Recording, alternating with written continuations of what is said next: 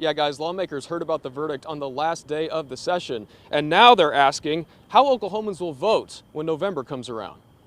They found a venue with a corrupt judge that was able to get the outcome that they wanted. Lawmakers at the Capitol all hearing the news of former President Trump's conviction Thursday. Senator Nathan Dahm is the chair of the Oklahoma GOP. I lived in Eastern Europe.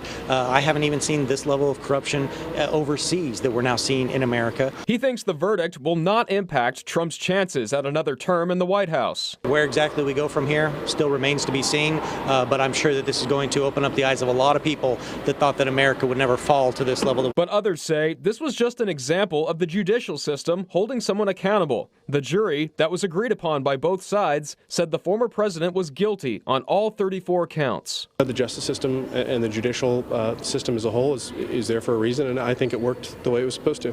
Representative Bennett argues this could impact the polls. He says anyone that follows the letter of the law may not sympathize with the former president. On the one hand, there are folks that are law and order that may see this as see the reality that perhaps this guy isn't the most law and order friendly candidate. But he pointed out this changes nothing for party line voters. On the other hand, there will be folks on the far right that make a martyr out of him as a result of this. So who knows if that's a wash or that increases turnout, who knows.